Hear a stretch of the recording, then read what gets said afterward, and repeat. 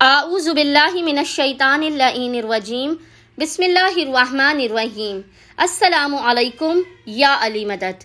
مومنین و مومنات کی خدمت میں بے انتہا مجرب ترین عمل لے کر آئے ہیں۔ یہ ایسا عمل خاص ہے مولا غازی عباس علمدار کے جب مشکلیں اور پریشانیاں آپ کو مایوس کر دیں تو عرش سے بڑے بڑے فیصلے کروانے والے سرکار وفا ابو الفضل عباس علمدار کا یہ مجرب ترین عمل ہے۔ یہ ایسا عمل ہے کہ جب سختیاں انتہا کو پہنچ جائیں، بے انتہا آپ پر سختیاں ہوں، مصیبتیں ہوں، پریشانیاں ہوں، رزق و روزی کی شدید تنگی چل رہی ہو، کسی بھی ناممکن ترین حاجت کے لیے مومنین اس عمل خاص کو کر سکتے ہیں۔ چاہے بیٹیوں کی شادیاں ہوں، گھر لینا ہو، کسی بھی ناممکن ترین حاجات کے لیے مومنین نے اس عمل کو کرنا ہے شب جمعرات میں اور شب جمعہ میں، یعنی آج بدھ کا دن ختم ہونے کے بعد مومنین نے جو شب جمعرات لگتی ہے بعد مغربین، تو آپ نے شب جمعرات اور شب بدھ 2 دنوں تک اس عمل خاص کو کرنا ہے۔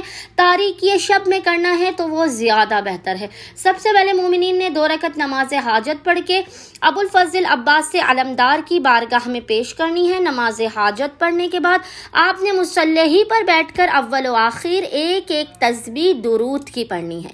اول و آخر ایک درود کی تسبیح پڑھنی ہے اور اس کے بعد آپ نے درمیان میں 72 مرتبہ 72 ٹائمز اس ذکر کی تلاوت کرنی ہے، اور وہ ذکر ہے فَإِنَّ مَعَ الْعُسْرِ يُسْرًا، اِنَّ مَعَ الْعُسْرِ يُسْرًا۔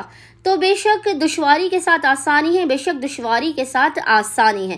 مومنین نے اس عمل کو پڑھنا ہے اول و آخر ایک مرتبہ درود کی تسبیح کے درمیان میں۔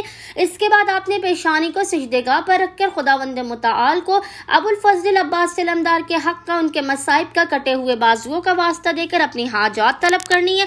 خصوصی طور پر اس عمل کو آپ نے شب جمعرات اور شب جمعہ 2 دنوں میں کرنا ہے۔ اس کے علاوہ جب بھی مومنین پریشان حال و مصیبت زدہ ہوں، کسی بڑی سے بڑی پریشانی یا مشکل میں گھرے ہوئے ہوں، کسی بھی وقت کسی بھی دن آپ اس عمل خاص کو کر سکتے ہیں۔ خداوند متعال بحق ابو الفضل عباس علمدار مومنین کی ہر حاجت اپنی بارگاہ میں قبول و مقبول کر دے گا، آفات، بلاؤں، مصیبتوں، پریشانیوں کا خاتمہ بھی کر دے گا۔